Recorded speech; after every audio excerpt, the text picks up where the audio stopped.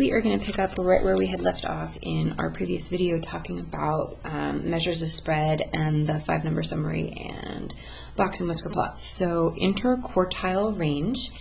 Let's talk about the quartiles again. So the quartiles are Q3 and Q1. So the interquartile range in the world's poorly drawn, let me try that whole sentence again. In the world's most poorly drawn box and whisker plot that I just slapped on my paper, the interquartile range is looking at Q1 to Q3. And so it is the middle 50% of our data. And we abbreviate it as IQR, which I think makes the most sense to me. And so we literally take Q3 minus Q1. And the reason we want to take a look at that middle 50% of our data, you know how sometimes we have these outliers or extreme values, and they don't really tell us a lot about, well, where is everybody else? Like, yay, great for you, you got 100% on the test. And really, no, great for you, that's actually really awesome. Or, I'm really sorry, you didn't show up for the test. I've been asking you for 3 weeks to come in and you've got a 0. How unfortunate. That sounded really sarcastic. It really is unfortunate, but you guys get what I mean. Well, those don't tell the story of the middle of the group. I want to know where the middle of the group is at. And the middle is not always a C. Like, what if this middle is at 80%? So my median is an 80% on the test. That's awesome. And then, like, what's the next lower group and the next upper group? If the next lower group is 78 and the next upper group is 96, guys, the middle 50% of our class is sitting from what, 78 to 96? That means we did really well on that exam. And so that's something that we need to be taking a look at, this interquartile range. And there's no really fancy way to do it. It's literally, and don't stress on the data. I'm taking whatever I've got in list 1 that had been in there previously. I'm going to go to stat, I'm going to go to calc. I'm going to do my one variable statistics of list 1. And I'm looking at the minimum of 101, etc., etc. Here's your IQR, 154 minus 126. And in this case, our IQR is 32. So the middle 50% of the data is only 32 steps away from the left and the right barrier. And that's really kind of handy. Before I go on and really focus on interquartile range and IQR, I want to address with you guys, sorry, I was looking at a note that I just wrote down. Okay, I really want to take a look at what outliers do for IQRs and box and whisker plots. So let's go to stat. I'm going to enter into edit. I'm going to come over here to list 3. And I'm actually going to keep the data that I have in there. So if you're entering the data, I'm going to read it off to you. If you have stuff in there, clear it, go from there. So we're going to pretend these are some test scores. 80, 90, 96, 88, 102, 97, 110, and that's it. And so those are some really nice test scores. So I'm going to do stat. I'm going to go to calc, and I'm going to do my one variable statistics on list 3. And I just want to look at my data for my box and whisker plot. So here's our min and max. We have a range of 30.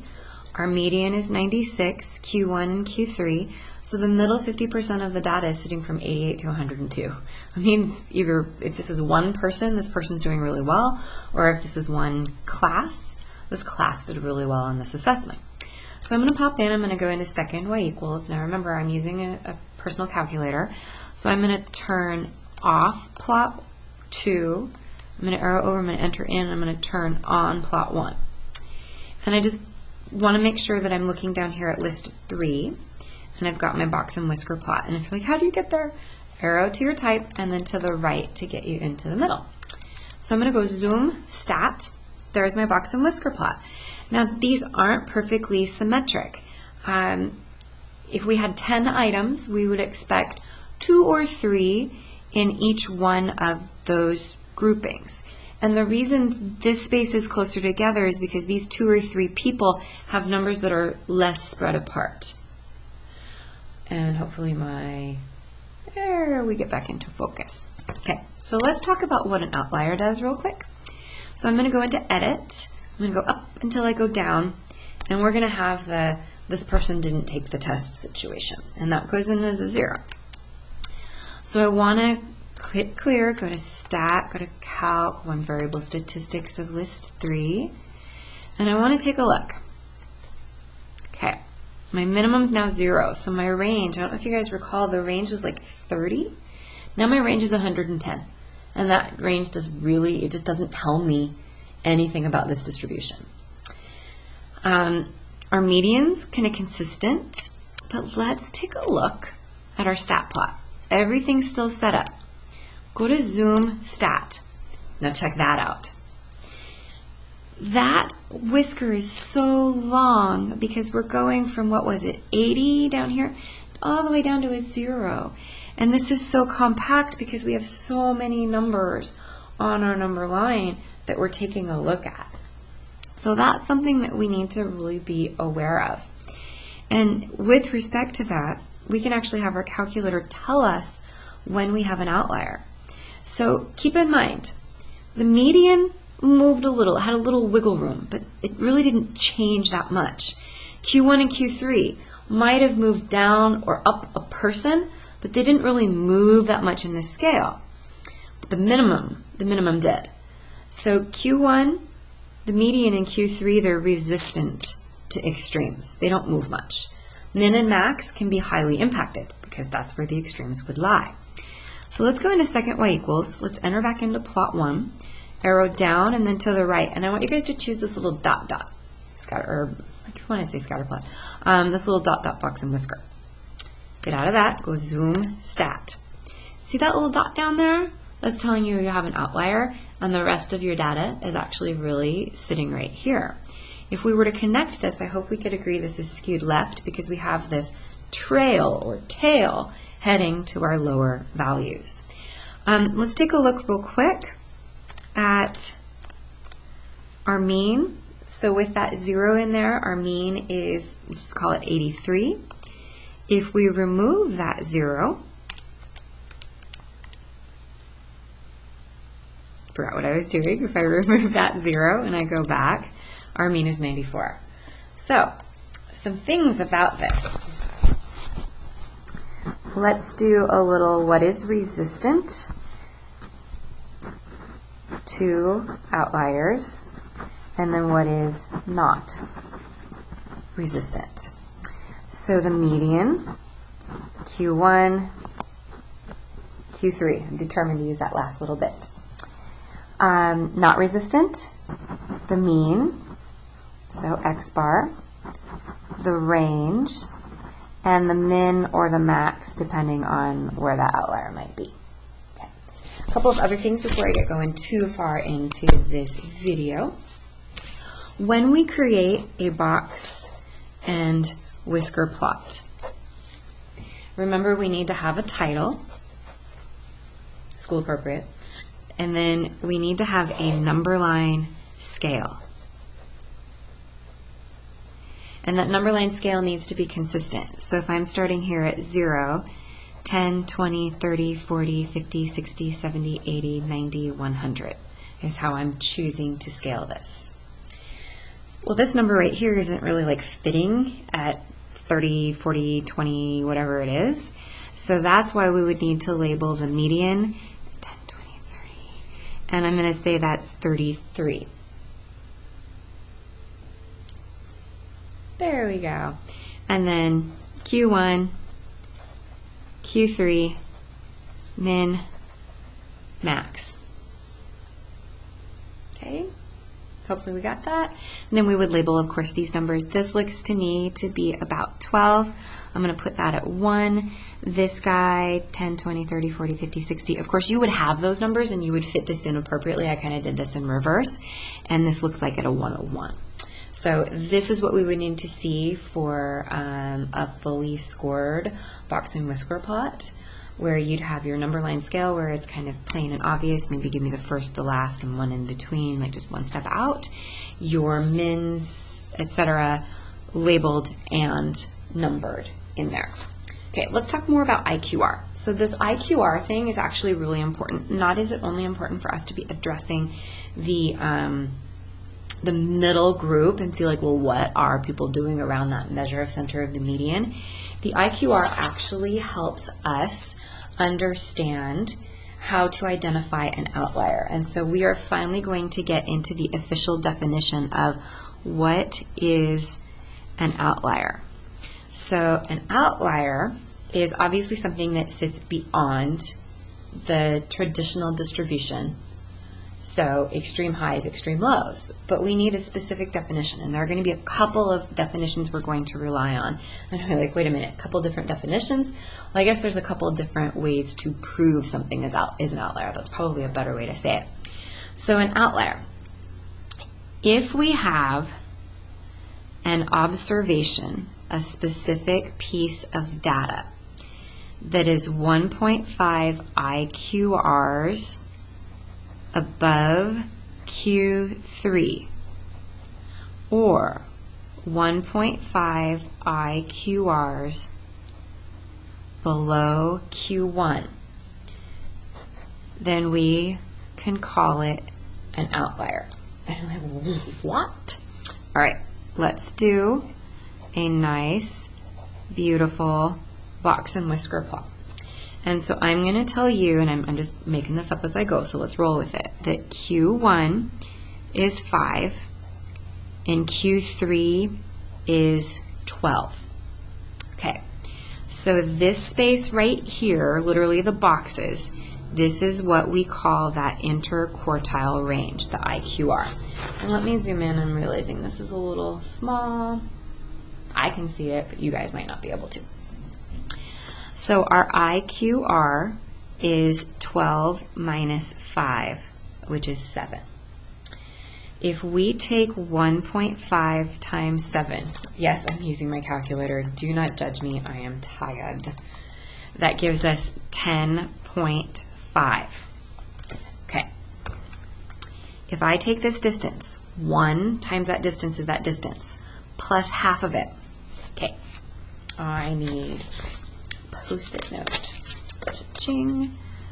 So here's my IQR distance, right? Plus this space again. So this is IQR, that's 1, plus the other 0.5. So this is 1.5 IQRs from here to there. Okay, right there. If I go 1.5 IQRs above Q3, anything there is an outlier. If I go 1.5 IQRs below Q1, that is an outlier. So then where do my outliers lie? I know that sounds weird, but I think it makes sense. Where's my zone for my outliers? So we have upper and we have lower. I don't know why I just wrote outlier. I meant to write lower. So the upper, 1.5 IQR above, beyond, plus Q3. Well, we figured out the 1.5 IQRs. So this guy right here is my 1.5 IQR is 10.5. So 10.5 plus Q3 of 12, that is 22.5. Any value, and then this is where it gets a little weird. Depending on the book you read, they would say at, some would say above. I'm just going to say any value above 22.5 is an outlier. The lower, we would take 1.5 IQRs below Q1. So we're going to take Q1 minus 1.5 IQR. Well, Q1 was 5 in this example. The 1.5 IQRs was 10.5. So 5 minus 10.5, that gives us a negative 5.5. So any value below negative 5.5 is an outlier. Well, in my distribution, if I had all of my numbers, I would be able to say, hey, this is an outlier or this isn't. This gives us like an official definition. So I'm going to go into my calculator, I'm going to go into Stat, and I'm going to look at those numbers that we had played with that were like test scores. So I'm going to give you a specific example. Do we have an outlier? And I know that's a sentence, I should have capitalized it, just any outliers. Go with it. So here's my distribution. We had 110, 97, 102, 88, 96, 90, 80, and that was it. And you don't have to write them down, it's just, I want you to be able to see them. So which ones do we think could be an outlier? Well, the lowest and the highest. So I guess my question would really be focusing on is the 110 an outlier. I don't really feel like the 80 would be because it's pretty close, but you know, let's find out. So I'm going to go into Stat. I'm going to go over to Calculate. I'm going to do my one variable statistics on my list 3. I'm going to scroll myself down. So Q3 was 102. Q1, I know you can't see it, but I'm writing it down, you're fine, is 88. So let's find the IQR, which is Q3 minus Q1. So 102 minus 88, don't judge, I'm typing it, is 14. Now we need to find our 1.5 IQRs. So we're going to do 1.5. So we're going to take that IQR distance and stretch it half again as much. Should be 21. So we need to know, do we have any numbers more than 1.5 IQRs above Q3? So the upper. 1.5 IQR plus Q3. Well, the 1.5 IQR was 21. Q3 is 102. That gives us 123. We have no upper outliers. There's nothing above 123. The 110 is high, but not high enough to be defined as an outlier. Do we have any lower? Well, we would take Q1 minus, because we have to move to the left, 1.5 IQRs. Well, Q1 was 88 minus our 21, and that gives us 67. We have no lower outliers. So that's a way for us to finally start defining outliers. So I'm going to pause, but don't get excited. I'm not going to pause your video. I am going to come over here and move all my Post-its. Good Lord, I've got a few of them. And I want to do some examples that I had written out. By the way, do you guys remember when we had that modified box plot? Do you remember when... Do you remember when I had a 0 in there? 0 would be an outlier in this situation, and you might be like, but wouldn't it move our Q1 and our Q3? Yes, it would, but it wouldn't move them significantly enough, and the 0 is really, really far, because that's definitely going to be more than 1.5 IQRs left of Q1. But if we were to do our stat plot with that new 0 in there, I hit the wrong button, just a sec, zoom 9. Do you remember that little guy right out here? What the calculator is actually doing, this is called a modified box and whisker plot, is it's actually saying, hey, by the way, this is an outlier. So here's your box and whisker plot, and then this guy doesn't fit. If you want to extend it, just so you know, that's where it's going to be. But really, truly, here's your distribution with some unusual value there. So let's go to page 82. We did number 33. We got going there. 35. Number 35, and I'm on page 83 now, is the interquartile range resistant? Yes, it will be. That interquartile range, if we take a look at the last example we just did, remember how I stuck in a 0? Well, I'm going to go to calculate. I'm doing my one variable statistics on list 3. 99.5 minus 84, with a 0 in there that's obviously an outlier, our IQR becomes 15.5, whereas previously our IQR had been 14. I know they're not identical, but that's not a big enough shift for us to be saying, yeah, it got really pulled. It slid. It moved because of that extreme number moving the quartiles and maybe pulling a smidge on the median. So the answer to number 35 is it is resistant, and there's an example. I was going to take a look at number 36, but I think you guys are getting it. Check for outliers, total spent. I think you guys are good. One of the things you guys are going to be asked to do is to compare things, and I talked about that in the last video. When you compare, please make sure that you are comparing based on where are the two medians relative to the two distributions, which one has the higher median, which one has the higher Q3, if you're looking at higher being better. Because the higher Q3 means 75% of that distribution scored at or better than the other distribution. If you're looking at where things are lower, like you guys are young, so you probably aren't terribly worried about your cholesterol, but at times you want your bad cholesterol to be low and your good cholesterol to be high.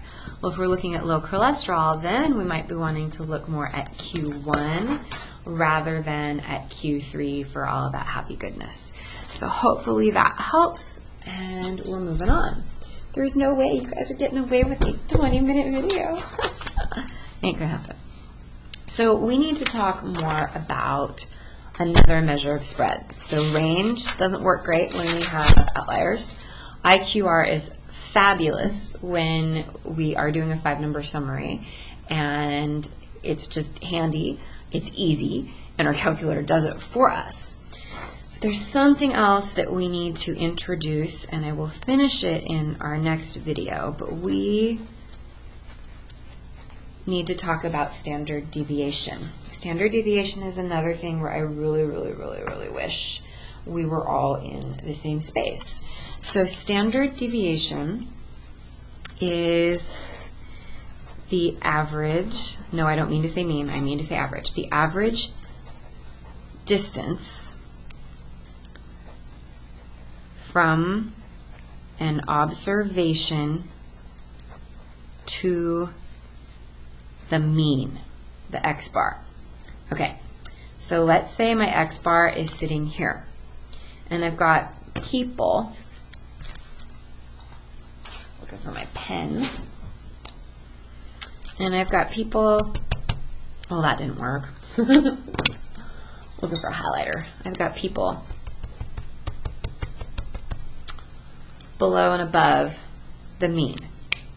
How far above and below are they?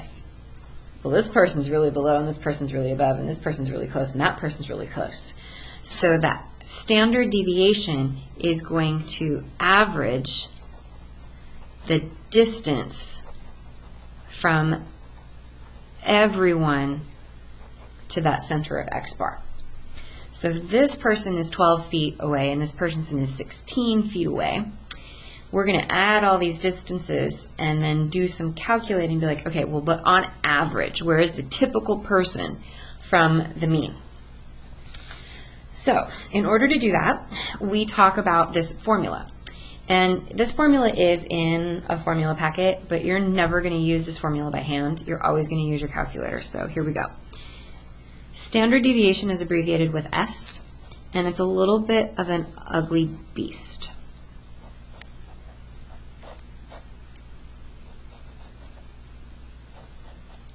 You're not used to me being silent, are you guys?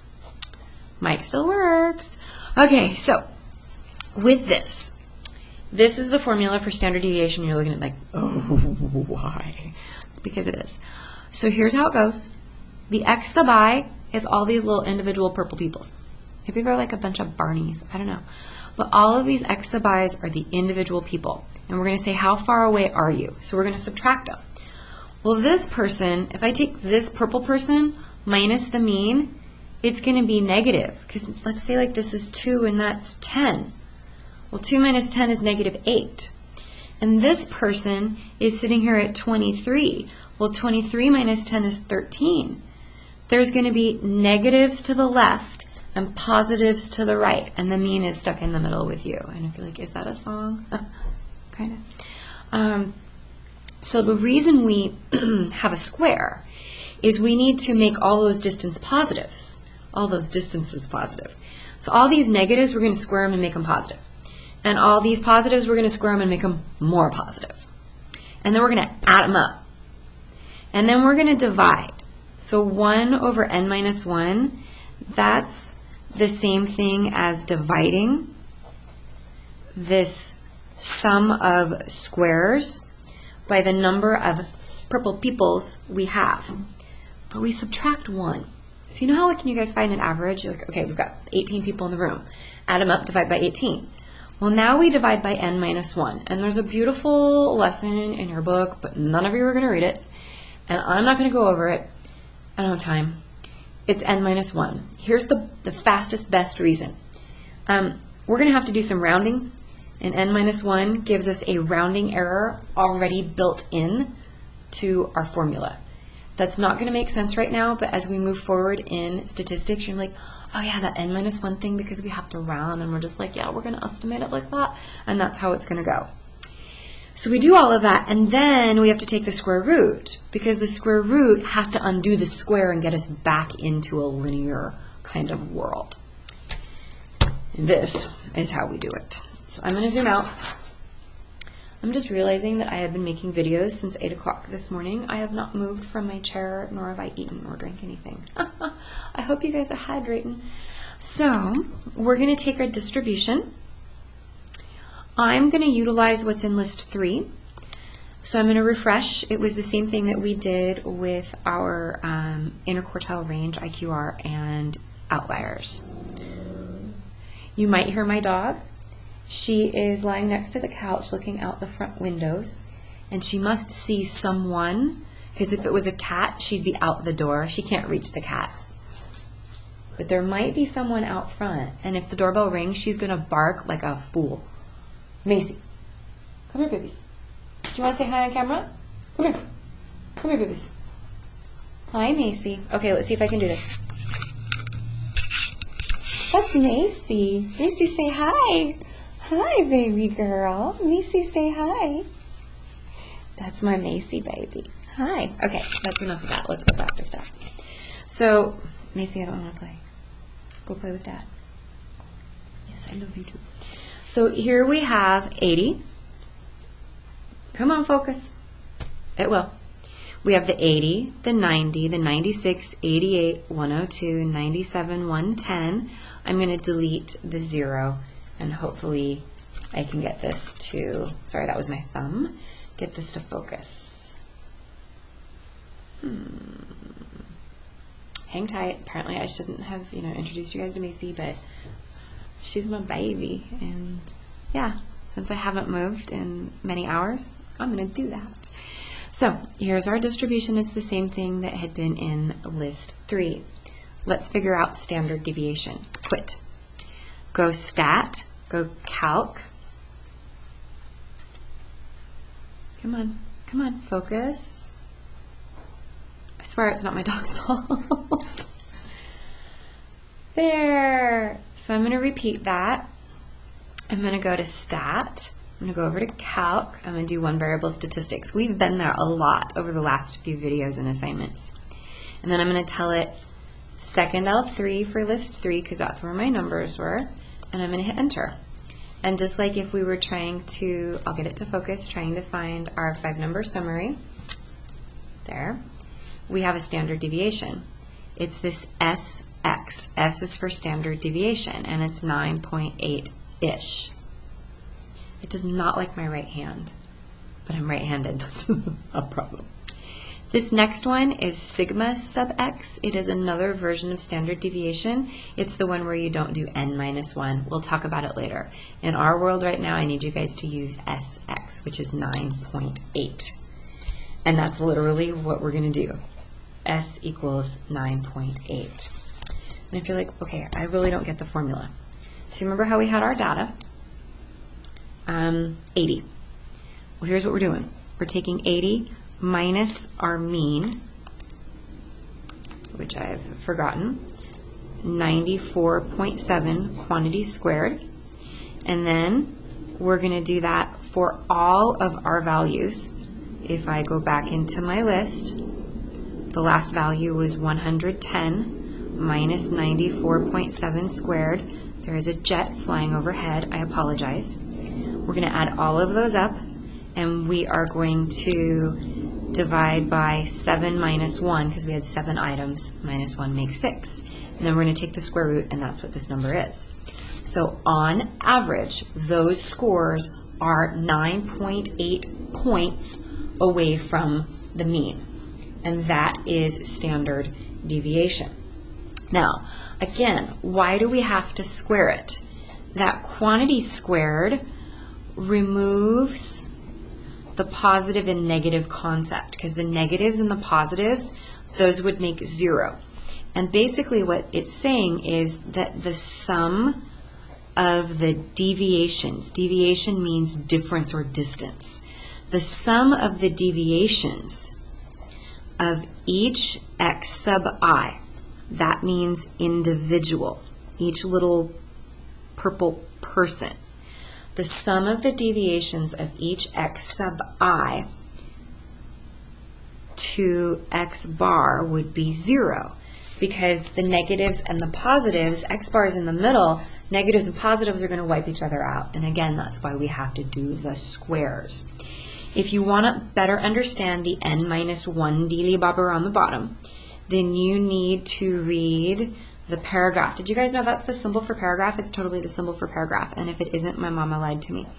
Because, you know, we've all had remote schooling, right? N minus 1. And there's something called degrees of freedom, DOF, on page 86. But I promise this is a topic that we are going to address and readdress throughout our course. So if you don't care right now, you're not going to hurt my feelings. Okay, next thing, variance. Variance is kind of like standard deviation's parent. Variance is standard deviation squared. So it is this whole, that's an N, shebang. I think I need to take a break and eat something. Yeah, okay. I just want to finish the videos for chapter 1. So that's this whole thing without the square root. So variance will be important to us a little bit later, not critical right now. Variance is just standard deviation squared. So now I'm going to run through some properties of standard deviation. And then in the next video, we'll kind of try to understand more of what it means. So some of the properties. S is equal, and these aren't in any particular order. S is equal to 0 when there is no spread. And hopefully that will zoom in and out. There we go. Well, what does that mean if there's no spread? Okay, well, if this is where my x bar is on a number line, all my purple peoples are sitting at x bar. So it'd be like me organizing you guys into a very specific location, and in my classroom only allowing in all the 16-year-olds. Your average is 16, your median is 16, your min, your max are 16, Q1 and Q3 are all 16. Your spread is 0 because you have no deviations. There are no differences amongst your age. And no offense, that's boring. Who wants to look at that data? It doesn't do anything. It's like, yay, you're all 16, congratulations. But what does that tell me? It tells me you're all the same. Things are far more interesting when we're different. Next. Sorry, that's my opinion, and I'm just going to stick with it. This is kind of like a subset to number 1. So S is always, actually I'll just put it as a number 2. S is always greater than 0. We cannot, that's an N, cannot have a negative standard deviation. It doesn't work because we're talking about a distance, and distance is always positive because it's like absolute value. Plus everything in there gets squared, it can't be negative. So if someone says, I have a negative standard deviation of 1.3, you're like, oh, that's awesome. And then turn around and like, no, they don't. That person did not take a stats class, or if they did, they didn't understand. Something else, and I don't know how many of you guys have taken calculus. I suspect I have a few of you, and that's great. And if you haven't, that's fine too. Something else that we need to think about, so I'm just going to put this as a number 3. As S gets bigger, increases. It really does not like my right hand. As S increases, that means that our distribution is more dispersed. It's more spread out.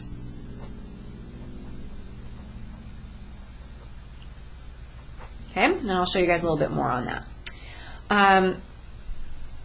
Next, and this is actually more than I had intended and probably more than what's in the book, but hey, they're all really good properties. S measures the spread about X bar. So S and X bar, they're like little buddies. They are the bestest of friends and they go together. If I talk about S, that automatically means I need to be talking about X bar, and there is no separating them. Just like when I talk about the median, the IQR goes with the median. They're best buds. So if you say it, the other one is 2 steps behind and needs to be acknowledged. Next, S is not resistant. Please spread the S and the not out, otherwise it looks like you're writing snot on your paper, and that's not what we're doing. Sorry, I need to eat. I hope you're laughing at me. I really hope you're laughing at me, because if you're laughing with me, that means you need to eat too. S is not resistant. Why? Well, why not? I won't do that to you. Okay, so if here's our X bar, and we've got all of our purple peoples over here. We're talking about the average distance from the peoples to the mean. Okay, but doesn't the mean get pulled by an outlier? Answer is yes. Well, if the mean's getting pulled, then isn't the standard deviation getting pulled? And let me find a pink outlier. If we have a pink outlier sitting all the way over there, guys, that pink outlier, isn't that changing the average distance to the mean? Doesn't that mean people are further away from the center? And doesn't that pull the center down? Holy crap, none of this is resistant. So I'm going to go into my calculator. I'm going to go to stat. I'm going to go over to list 4. I'm going to clean out any crap that I've got in there. And we're going to go really, really baby steps. 1, 2, 3, 4, 5. Okay? I'm pretty sure this might feel really symmetric. So I'm going to go into stat, I'm going to go to calc, I'm going to go to one variable statistics, and I'm going to go to second number 5 because it is in, oh no, it was second number 4 because it's in list 4. Okay, my mean is 3, my median is 3, we're good. Our standard deviation is really, really small because if the mean is 3 and my lowest number is 1, that's not very far away. And if my mean is 3 and my highest number is 5, that's not very far away. It's not a very big spread. And I think you guys can see that. Numbers 1 through 5 is pretty tight little distribution. Okay, let's put in an outlier. We're going with an upper outlier. It would work the same if I did a lower outlier, but I'm going an upper outlier. So shouldn't that 100 change the mean? Yes. Will it change the median? Well, yeah. Because the median was sitting here at 3, now the median's trying to connect between the 3 and the 4. But I really think the mean's going to change drastically. So let's go to stat, we'll go to calculate, one variable statistics on list 4. My husband just walked in the door and I'm wondering if he's thinking she's speaking a foreign language. I am. It's called statistics. Holy crap, look at your mean. Your mean is now 19. It had been 3. Look at your median. It's 3.5. Median's resistant, guys. Is your standard deviation resistant? No. We had those little things, and then we've got 100 sitting out here. We just stretched this. The spread has just grown significantly at 39.6. No, S is not resistant. It's not. It's not resistant. Sorry, I just couldn't resist myself. So could somebody make me eat lunch? I'm hoping that made you laugh. I'm really hoping it did. Let me pause for just a quick second. No, I'm not turning off my video. You guys are just going to deal with me I am looking to see if this is a good place to stop, and I think it almost is. Actually, no, it is. I'm going to stop this video. We were at 40 minutes. That's enough torture for you guys. I'm going to do one more video before I eat and take a break. So, yeah, you're going to laugh at me. But why shouldn't you? I'm hilarious. Bye.